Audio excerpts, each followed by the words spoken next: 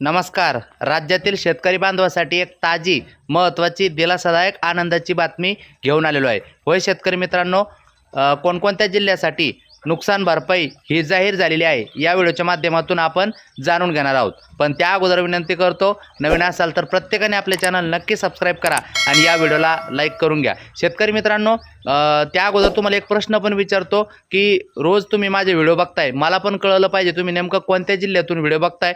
Please प्रत्येकाने आपला जिल्हा कमेंट करा, कुठल्या जिल्ह्यातून कुठल्या तालुक्यातून आपण हा व्हिडिओ बघताय. आणि विशेष करून आपल्या जिल्ह्यात, आपल्या तालुक्यात सद्यस्थितीला शेतकऱ्यांची परिस्थिती काय आहे, किती टक्के नुकसान झालेलं आहे आणि तुमच्याकडे पंचनामे सुरू आहे का, काय अपडेट आहे, तर ते सुद्धा कमेंट नक्की करा. मित्रांनो, आता मी ताजी अपडेट सांगतो. मित्रांनो, राज्यातील शेतकऱ्यांना 689 कोटींची मदत. व्हिडिओ पूर्ण बघा, कोणकोणते जिल्हे आहे आणि इतर जिल्ह्यांना सुद्धा कधी काय मिळणार ते बघू आपण.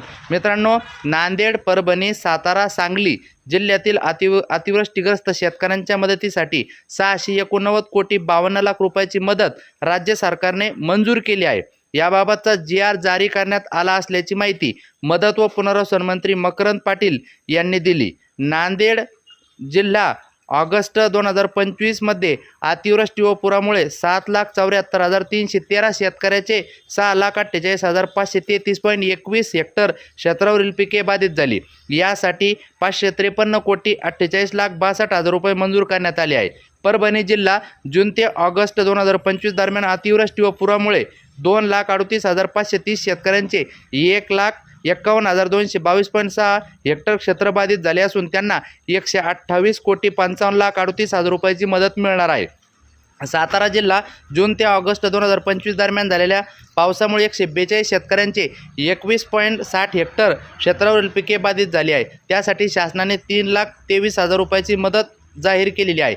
सांगली जिल्हा जून ते ऑगस्ट 2025 दरम्यान झालेल्या अतिवृष्टी व पुरामुळे 13,475 शेतकऱ्यांचे 4,074.27 हेक्टर क्षेत्र बाधित झालेले आहे. यांना सुद्धा मदत या ठिकाणी जाहीर झालेली आहे. मित्रांनो, आता उर्वरित बाकीचे जे जिल्हे आहे तर पंचनामे करण्याचं काम सुरू आहे आणि या सप्टेंबर महिन्यात, ऑगस्ट महिन्यात किंवा याच्या अगोदरचे जे काही नुकसान झालेलं आहे तर या नुकसानीचे म्हणजे अतिवृष्टीग्रस्त शेतकऱ्यांसाठी नुकसान भरपाई तातडीने मिळणार आहे.